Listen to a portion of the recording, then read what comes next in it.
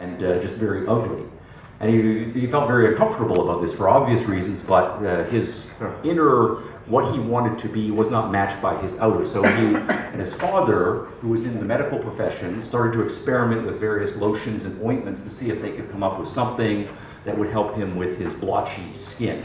And they found something that worked for him. And he is then interacting with other patients who are in similar conditions to his. They see that his skin has improved. Can we try that product? They're making it in their kitchen, right in the sink, and the mom is helping out and so on. And then the light bulb goes off in his idea, in his mind. He has a business idea. There are lots of people with skin problems, and we have something innovative here. I'm going to go into business. And he did go into business. From his wheelchair and his mom's kitchen, he developed what is now a more than $10 million a year in sale international skin cosmetics company. And I ask again, what would have happened to him in any other time and in many places in the world? Here we have a man who can put together a significant life, who can become a millionaire from his wheelchair, and that is a wonderful modern success story. All right, but now we get sadder. Right? It's not equally distributed. Some places are doing well, some places are not doing well, and this is where we have to turn next. So I've got some countries in the Americas. Bolivia, very sad story. Average gross domestic product $2,008, average marginalized $1,948. Okay. Venezuela and Peru. On average, people are twice as rich as people in Bolivia. Twice as rich is good. Why are things so much better right in those countries? Brazil, Argentina, twice as rich again. Numbers here pushing between $8,000 and $9,000 a year. Now the difference between Bolivia, right, and Brazil and Argentina is 400%, right? And that is significant. Right? But Canada, right, and the United States, again, a factor of, in this case, more than 4, right? A factor of between 5 and 6. So social science, right, has to ask the question, right, why, despite the experience of 2 centuries, some countries have learned the lessons better than other countries and institutionalized things so well. Right? So what is going well in the countries that are going well, and what has not been going well, and what are people not doing or doing the exact opposite in various other countries? Now, in the United States also things are pocketed. It's a lot of success stories, but we think of the outstanding ones. For example, entrepreneurial culture in Silicon Valley in California. One of the great entrepreneurial cultures, vast amounts of wealth, right, have been created in that. Less well known perhaps is the one outside of Boston, the Route 128 corridor. Partly the institutions MIT and Harvard are there, but a huge number of high-tech companies that are another entrepreneurial, innovative hotspot, great amounts of wealth. But outside of high-tech, do you think of New York in the 20th century as a center of artistic innovation, artistic creativity with Broadway, sculpture, painting, right, and so forth? Why New York and not other places? The movie industry centered in Hollywood, right around California. Interestingly, Bollywood has taken off in the last 20 years. Right, they've developed an extraordinarily entrepreneurial, innovative movie culture right in India, coinciding with the liberalization that occurred in India as well. And the point is that all of these places are places that became prosperous, wealthy in the production of movies, in the production of the arts, in the productions of technology, because they were first wealthy, and they were first wealthy because they were free. Every single one of them. You have a great deal of wealth and lots of freedom afforded to people, and they build cultural hotspots that create awesome stuff every single time. And one of the cultural indicators, at least in the United States, is that just in the last generation, it's not just all of the excitement about all this cool stuff that's been happening in all of these entrepreneurial sectors, being happy about the wealth, the life expectancy, all of the gadgets and so forth that we get to enjoy our life, but we're starting to celebrate the kind of culture that produces people who become entrepreneurs who dramatically change our lives. Now this might be a bit of an overstatement, this is a little bit metaphorical here, but the idea is that entrepreneurs and entrepreneurial people in any culture, they're innovative, they're creative, they do their own thing. They take us, right, to places where we would not have expected to be able to go, and we like, right, what they do there. And so it's the lifestyle that is sexy. But it's also not just a metaphor, because another phenomenon, right, in the United States is the rise of all kinds of entrepreneurial-focused magazines, right, that are celebrating the entrepreneurial lifestyle and trying to teach people how to become, right, better entrepreneurs. And here, you know, this is explicit, right? Choose whichever one you prefer. Right? But the point is, entrepreneurs are, for the first time in history, right, becoming cultural icons, right? As the people we look up to, we celebrate. Probably the most famous international example would be Steve Jobs. Everybody knows who Steve Jobs is, right? He is an entrepreneur, right, in a particular field, but he stands for a certain lifestyle and a certain approach to living, right, one's life, and that is good news. All right, so what we know from the social science is there are correlations between the amount of freedom economically and politically, right, that people have and their prosperity. And the prosperity is measured in terms of wealth, disposable income. It's measured in terms of increased life expectancy. It's also measured in terms of creativity in a wide variety of sectors, cultural sectors, high tech, theater, right, and so forth. And the question then is, can we, in social sciencey language, say why that happens? Right? What are the internal dynamics to fill in the blank, so to speak, between these broader abstract statements that I've been making here? All right, so the story I want to tell you, and this is the handout that will be the takeaway if you have one, is things that social scientists in economics, in political science, in philosophy, and so forth have been working out for the last 2 centuries. And what I want to do is summarize the arguments, right, that have been made by the sharpest people trying to explain why you get the awesome results that you do in the countries that are the freest countries. So we start with countries that are free countries. So basically liberal philosophy or liberal political philosophy. If you have a country that institutionalizes basic liberal political principles, and I've got some of the key subcomponents here, the rule of law, right, as opposed to the arbitrary dictates, right, of people who happen to be in power. There are stable principles. Government is limited in its functions, so you take away the dangers of unlimited governments, right, that can abuse their powers. Respect for property rights, democratic and republican, sovereignty issues and transfers of power. Having a constitution, right, in which everything is laid out, right, explicitly. Markets in which people are free, respect for civil rights, and so on. So this is just standard liberal, classically liberal political philosophy. Now, if you have a place like that, right, how does it develop? Right? What are the steps, right, that occur? And the argument goes, right, as follows. So one of the things that happens if you have a political system like that is that the amount of freedom individuals have increases. That's the first step. And that's, in many cases, the point of institutions like that, is to respect people's freedoms in religion, economics, their personal lives, right, and so forth. All right, if people have a greater amount of freedom, right, one line of argument says, this means that people will have a profit motive. Right? They will be working for themselves, they can work on whatever they want, and then as a result of that, people will work harder. So in a free society where people are encouraged to do what they want, so a lot of them will choose to earn money, and they will work very hard because they know property rights are respected, they will be able to keep, right, what they achieve. And if people work hard, then the material wealth for them individually, right, and culturally increases. All right, so that's one line of argument. Now there's another line of argument, though, that says if you have liberal institutions and people who are free, what that means is you have a decentralized economy. You don't have central decision makers. Individuals make their own decisions in their own lives about what they know is important to them, what's available to them, right, and so forth. And this line of argument says, and this is the argument that comes more out of the Austrian school, that the most important thing that any culture will do is manage its knowledge. Right? It's not so much primarily that people work hard. People do work hard, but more important is to work smart. Right? And not all cultures are good at tapping into the amount of knowledge that is out there in a given culture.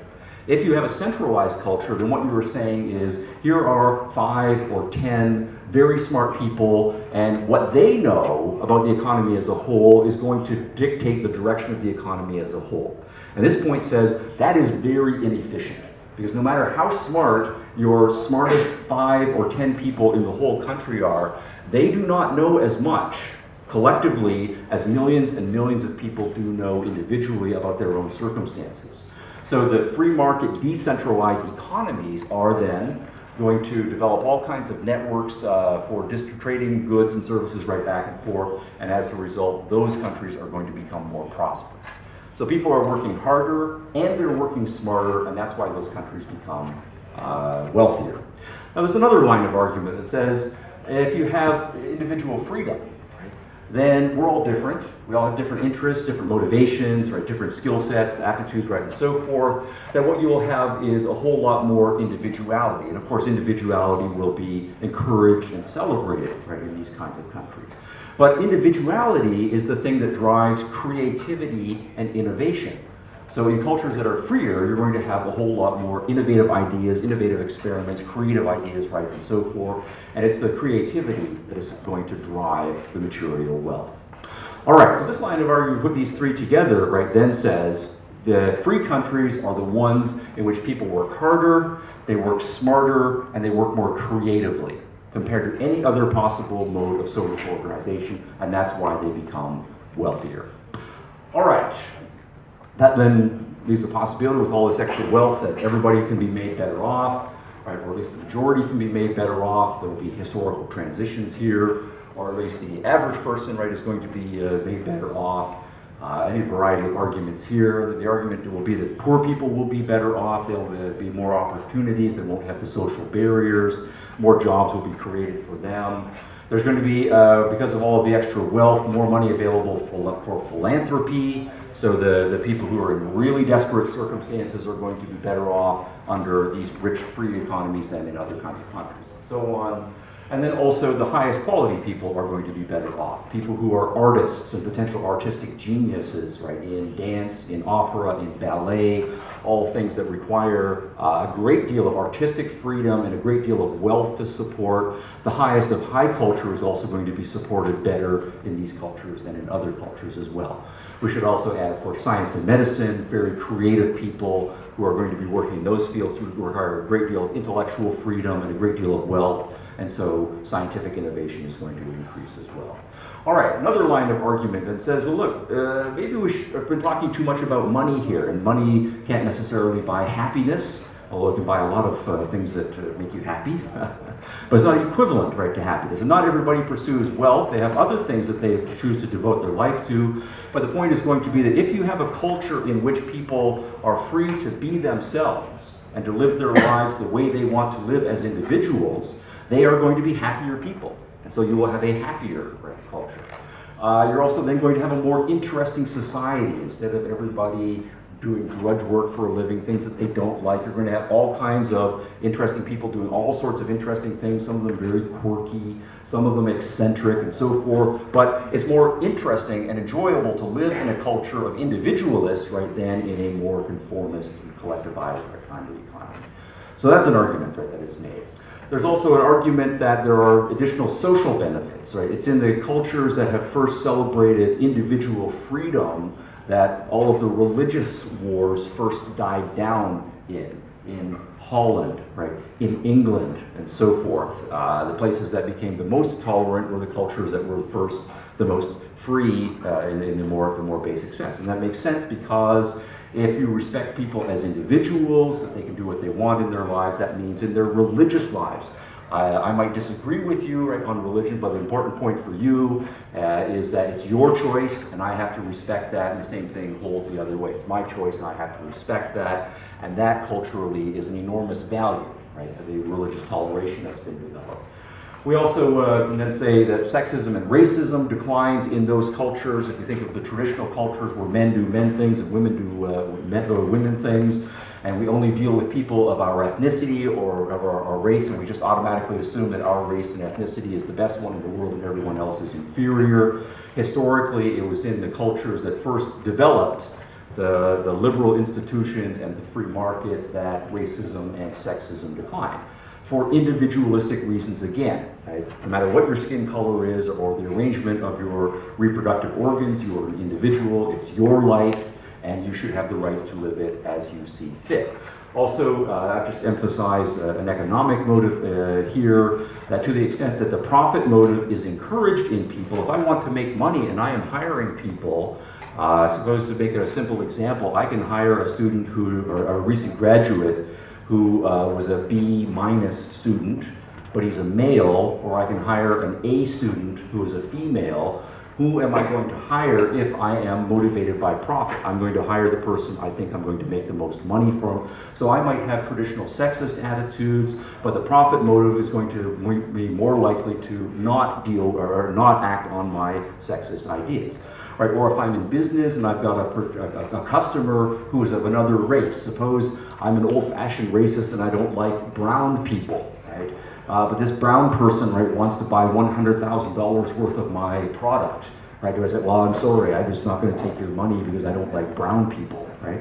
Or am I more likely to say, okay, I'll do business with brown people, not my first choice, but the profit motive is going to lead me to do business and start to strike relationships with people I otherwise would not strike relationships. And so it's in the liberal countries that you find a lessening of racism, sexism, and so on.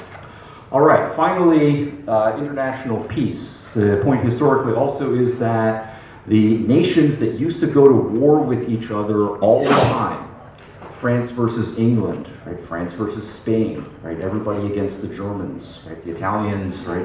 Against the Austrians, right? And so forth, right? When those countries made the transition from being traditional societies, right, based on feudalism, based on combinations of ethnicity, religion, right, and so forth, and became modern commercial nations, they stopped fighting wars with each other. When was the last time England and France fought a war? Almost 200 years, right? And if you look at the 200-year period before the 1815 end of Napoleonic era, how often did France and England fight wars? Right? Constant, right? The times that they weren't fighting wars were, I'm exaggerating a little bit, less than the amount of time that they, right, and so forth, you get the point. Okay, so now, to put some names to this is the abstract flowchart. In liberal thought, right, there are different theoreticians who emphasize different parts of this argument as being the most important part. So for Ayn Rand, the most important issue here is individual freedom. Right? That is what almost all by itself justifies liberal institutions. Right? Most famous names associated with incentives of profit motive, Milton Friedman did an enormous amount of work right on that part there. So he's concerned with, as an economist, right, increasing material wealth, and so he wants to make the motivation right correct. Most famous name associated with the knowledge argument is Friedrich Hayek. Most famous, actually I put Adam Smith in here because he had very tenuous early versions of the incentives argument and the dispersed knowledge argument, so I have to give him some props for this argument.